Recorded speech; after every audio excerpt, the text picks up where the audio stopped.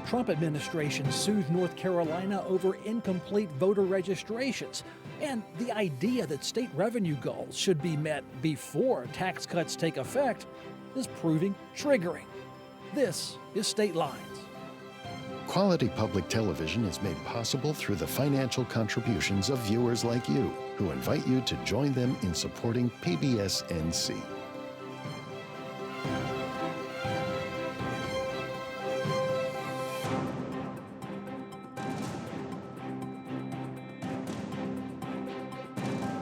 Welcome back to State Lines. I'm Kelly McCullen. Joining me today, a great group. I consider them VIPs, especially political strategists of Nexus Strategies.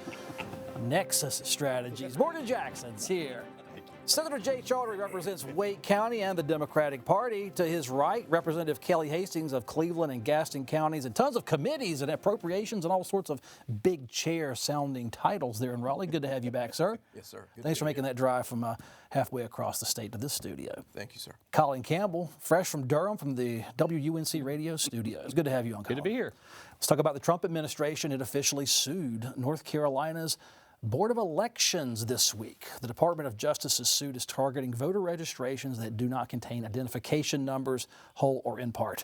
The Board of Elections previously has acknowledged the registration omission, but it wasn't corrected in time for the 2024 election. DOJ attorneys say North Carolina violated a 2002 elections law by not telling voters they must have offered a social security number or a driver's license number when they registered to vote. Without either, a voter was to be assigned a unique ID number. Morgan, here we go again. I thought Jefferson Griffin in that lawsuit cleaned this up, and here comes Mr. Trump. Listen, this lawsuit should concern every voter in North Carolina, and the reason it should is these are over 200,000 voters, many of them who've been voting legally for over 20 years. And now, you know, one of the things you mentioned is you have to, according to your registration, have either appended to it a Social Security, your last four, or a driver's license number. All of these voters who've been voting in the state for a long time due to a clerical error of that not being on a form have shown their ID in order to prove who they are, and they've done it multiple times to be able to vote. I think the real concern is that this sort of collusive lawsuit is a backdoor way to try to disenfranchise 200,000 voters. And that's all the way across the state. That is a big number. That's 3-4 times the number that even Jefferson Griffin challenged. But yes, this is a continuation of those challenges that both the North Carolina Supreme Court and a Republican federal judge said these voters should not be held. They should not be held harmful because of a clerical error. Representative Hastings, to that point, I hadn't thought about this. Even if you have an improper voter ID, if your name's there, the address matches up, you're still showing your photo ID when you go to a North Carolina precinct. You now have a GOP Board of Elections. Should they have withheld the lawsuit and let the new leadership do its job in Raleigh with the Board of Elections? Well, this is the United States of America who's filing this lawsuit. Right. And you have now a new state auditor, Dave Bullock. You have a new executive director of the Board of Elections. You have a new board, and I've talked to them, and they are committed to cooperating with the United States of America in making sure that we don't have a voter fraud in North Carolina. And as you alluded to, yes, we do have, at our behest and work and effort, we do have voter ID. There's one thing interesting about this. If you'll remember, not too many years ago, we had another collusive lawsuit in this state. That was under the previous Board of Elections. And the big difference about that collusive lawsuit is it appeared to the public that they were trying to reach an end that was not in the public interest. In other words, they were trying to overturn a duly passed on a bipartisan basis, signed by a Democratic governor, election law. And they were trying to overturn an election law via a collusive lawsuit. That was not in the public interest. That was not to help prevent voter fraud. Whereas in this instance, they are working for the public interest to prevent voter fraud, along with the United States of America and the Department of Justice. Senator Chaudhuri, why would a federal lawsuit be necessary if, to Representative Hastings' point, Republicans say they would cooperate with the feds now? So now defense cost? I don't know if you have to defend such a thing or just do what they want you to do.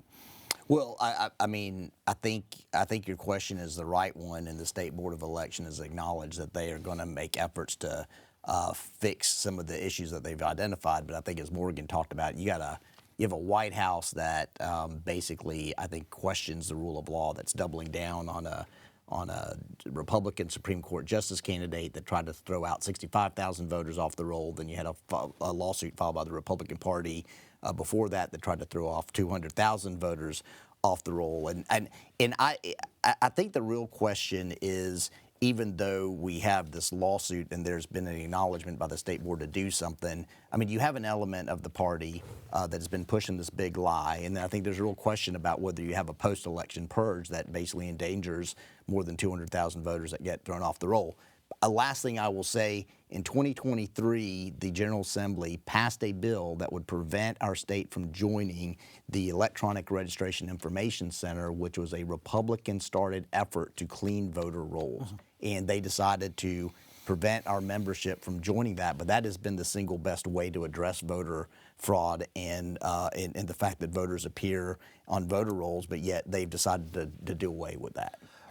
Colin, an effort like this, is it forward-looking? Does it change the results? We've discussed the Supreme Court race ad nauseum, so we can look forward to 26 under cleaner rolls, under this is sort solidified of registration. the challenge here is, now we're no longer talking, like you say, we're no longer talking about whether votes that have already been cast should be counted or not. That ship has sailed. Now we're talking about, do people who filled out the forms the right way, do they have to make some extra steps? And what process is going to be made to notify people that they need to go fill out that form again. We're talking about hundreds of thousands of people. I know I, for one, am not great about going through my mail that comes in the mailbox and doing what I'm supposed to do. So I think there will be some people who go to vote either in the municipal elections this year or in the midterms next year, get to the polls, realize their voter registration is no longer active because they missed a mailer or they missed some sort of outreach, so they've got to fill out these forms again. So I think that's the thing to watch. How do you implement this? And the order from the Trump administration says do it within 30 days, which is not a lot of time. Short period of time. Our next topic will be a major negotiating point in the upcoming North Carolina budget bill negotiations. It's about tax cuts and using possible economic triggers. The State House proposes having North Carolina revenues meet certain goals before state income and corporate tax rates can continue what's already been a years-long decline. Over in the Senate, its budget writers believe it's time to remove revenue triggers and just lower tax rates in a so-called clean manner, because they're saying it would spur growth at a time when revenues are dwindling and the economy could use a boost, Representative Hastings. As far as I'm told, and I hear from multiple people, this one issue may stop a state budget dead in its tracks for 2025. Well, I'm not sure about that. It could. We've been through this before, and as a former finance chair, no longer even on the finance committee, but I've seen these negotiations go back and forth. And, I think it's important, since Republicans won control of the General Assembly in 2010, and we were sworn in 2011, it's more important to think about what we've done, how we've protected the taxpayers. So the income tax has gone from 7.75% to soon to be 3.99%. That's a significant tax cut for people who need money to survive. Our corporate tax has gone from 6.9, hopefully soon to be 0. That will help spur business and provide jobs for people who need to earn a living for their families and help support government. And also, we allowed the sales tax to move from 5.75 to 4.75%. When we did that, that was about $1 billion a year tax cut, but in today's dollars, that's about $2.4 billion. We eliminated the estate tax. A lot of people don't remember that. We also eliminated a surtax. And if you'll remember, a surtax is a tax on a tax. And our predecessors passed that into law, and we got rid of that. And also we raised the standard deduction. Yeah. So we've done a lot since 2011 to protect the taxpayers.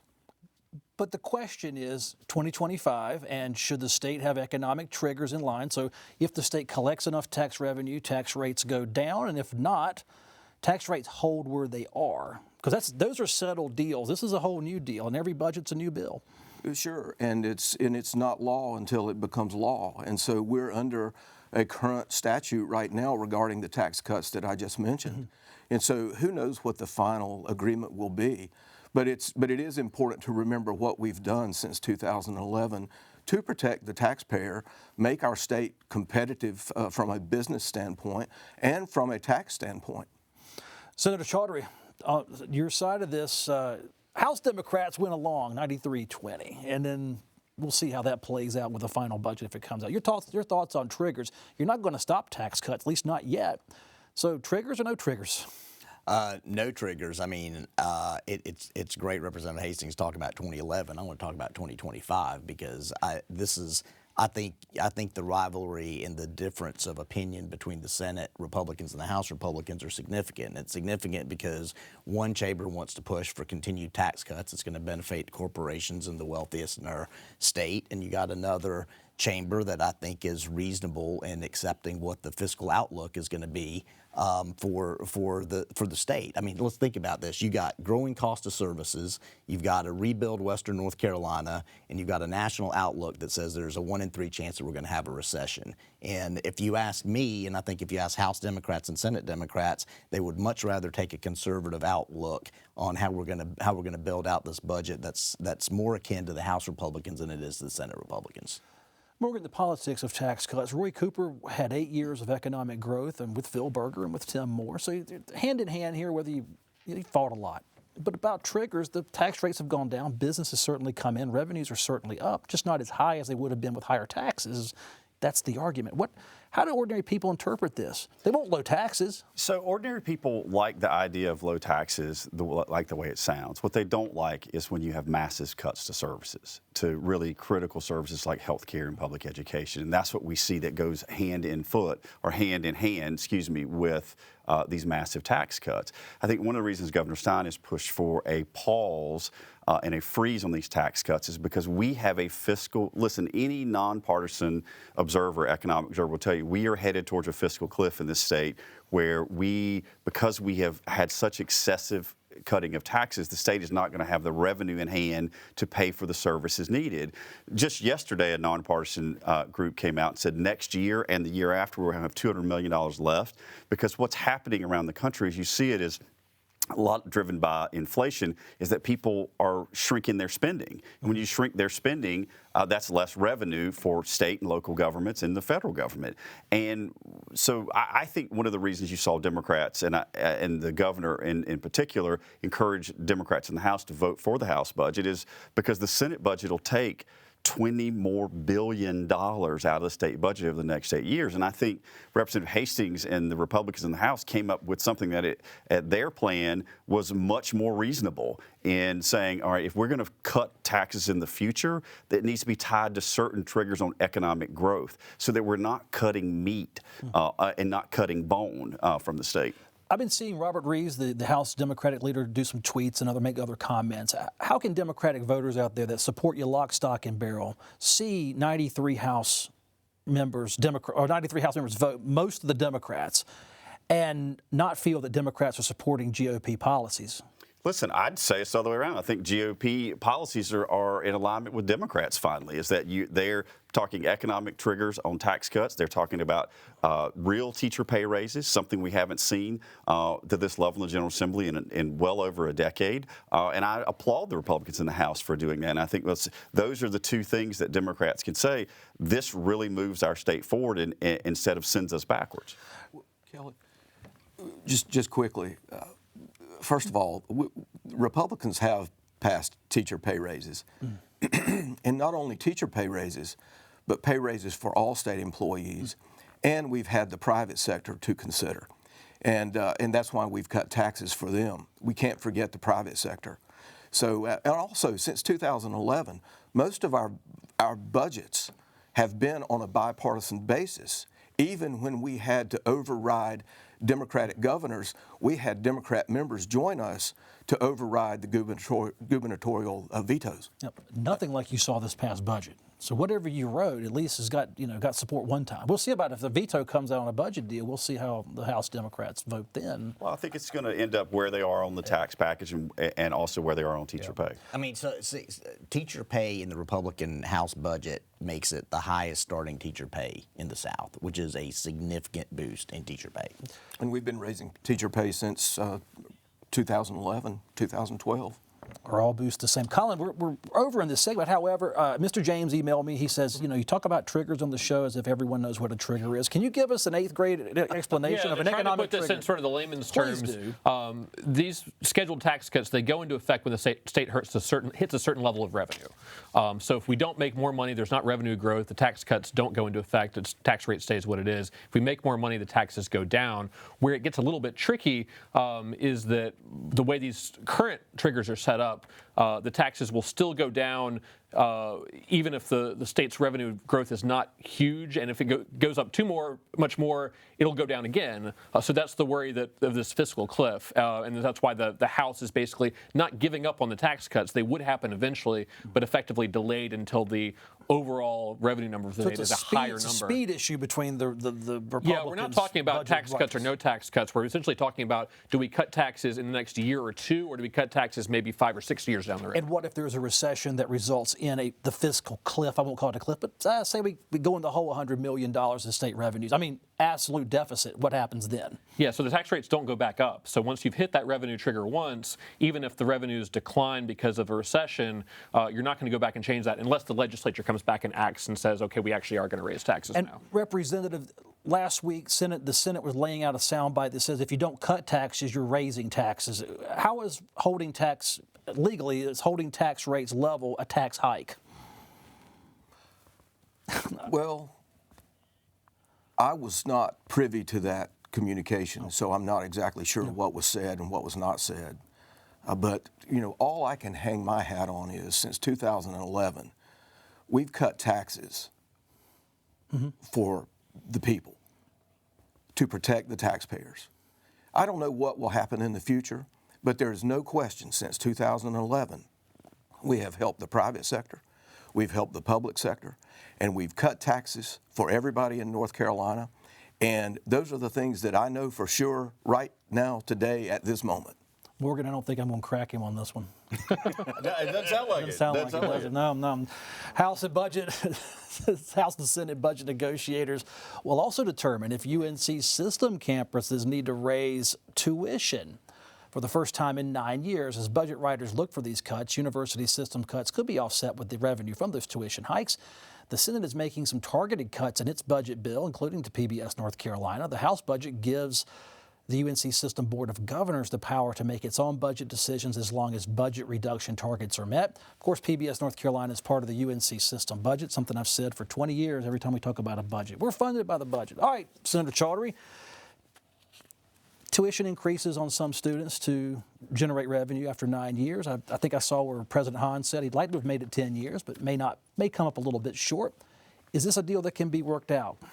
I mean, look, I think this is going to be part of the grand bargain that happens between the Senate and the House. I mean, you can't pay for tax cuts without figuring out a way to have additional spending cuts, and so those have to come from the university. So the Senate's got about $70 million in spending cuts for the university system, which also includes scholarships. We can talk about that as well. The House has more spending cuts, $80 million first year, $100 million second year, offset by tuition increases. But as you mentioned, university system is going to have that discretion. I mean, look, I think one of the questions we should talk about is how you deal with these cuts in relation to what's happening nationally, where you've got some of the world-class universities we have in the state that are seeing cuts in federal funding, but also cuts that are going to the university. And it really, I think, poses a dilemma for the universities that have been a large economic driver in this state on how you try to balance what's happening at the national level with these additional spending cuts. Colin, I'll go to you. I'm covering this. So university budgeting is always very, very complex. We're certainly part of it here. What do you make of the politics of this asking for tuition hikes now It has been 9 years, and there's been a lot of inflation since then. That's just a fact. Yeah, and certainly if you compare UNC system tuition to private school tuition, I mean, that's obviously gone up dramatically over this time, where UNC system tuition has been flat. And some of this is recognizing that even if you do this, there's still budget cuts. I mean, the House budget, I think, targets the UNC system with, I guess it's a $60 million cut, with the Board of Governors being the ones to decide. The Senate budget has some cuts, but it targets specific things like PBS North Carolina. So, you know, we're looking at tight times for the university no matter what, and if you raise tuition, that offsets some of that at least. Representative Hastings, I'm just reading comments in the media from high-level UNC people. They want to refocus the university on teaching and on service and on core mission, and of course it's easy to whip on the bureaucracy, if you will, the administrative state of the university. If you're a student out there, if you're a parent of a student, what do you make of the proposals that are out there right now regarding UNC funding and how it might affect tuition rates? Well, once again, let's remember that primarily the budgets that have passed since 2011 have been on a bipartisan basis. So whatever cuts they're talking about, it's been on a bipartisan basis. So, but look, the funding of education is complex. It's half of our budget, half of our state budget. The other part that takes to $70 billion is partially federal money, but half of our state money goes to education. It's complicated. We now have public-private partnerships. I chair Capital, one of the chairs of Capital. You see a tremendous amount of money going from the State Capital Infrastructure Fund to the universities. You have auxiliary funds. A lot of universities are using auxiliary fees. It could be for housing, health, technology, athletics. So it's a complicated mix of finance when you start talking about exactly how the university system is going to be funded. So I think a lot of things are on the table, but I'm not sure exactly what will end up happening.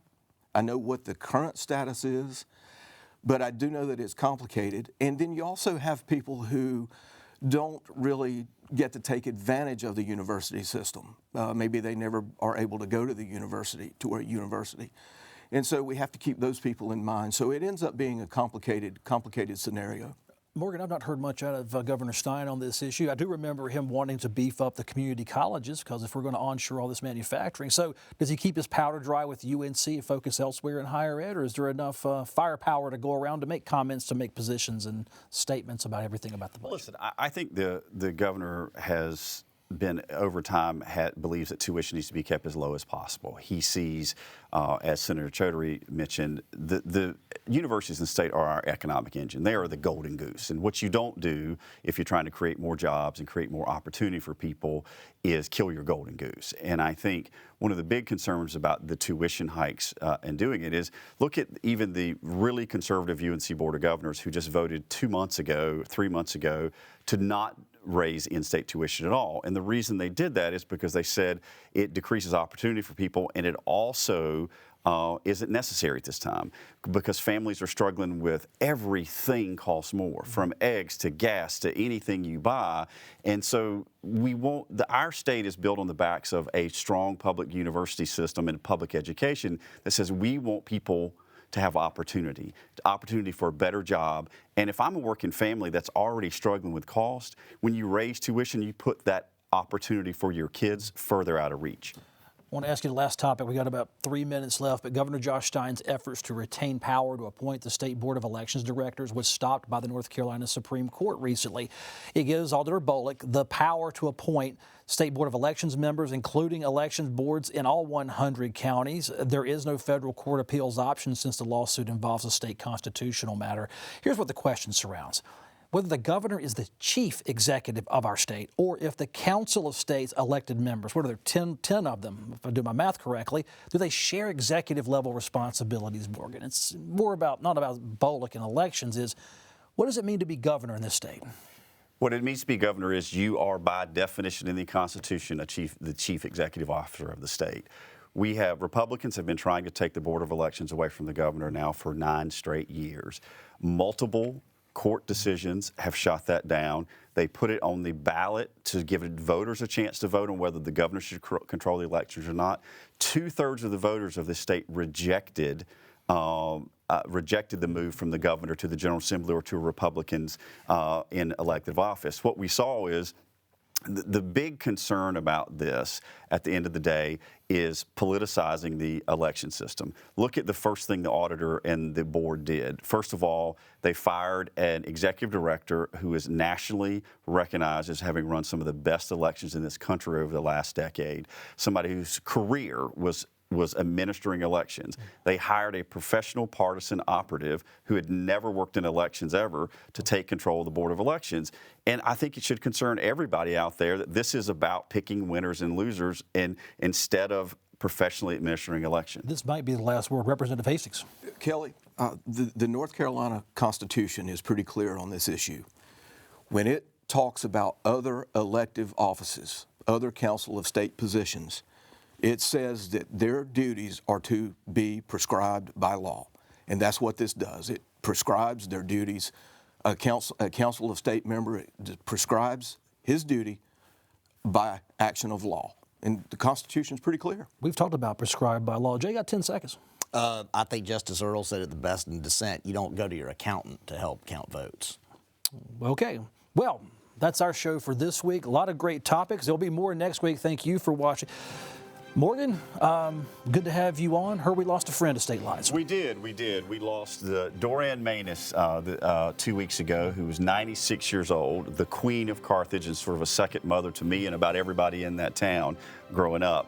Was a faithful State Line viewer every night. Loved you, Kelly, but passed away at 96, but she's deeply and sorely missed. Senator, Representative Colin, always great to have you on. More importantly, thank you for joining us. Email statelines@pbsnc.org. We'll read that message. I'm Kelly McCullen. Thanks for watching. I'll see you next time.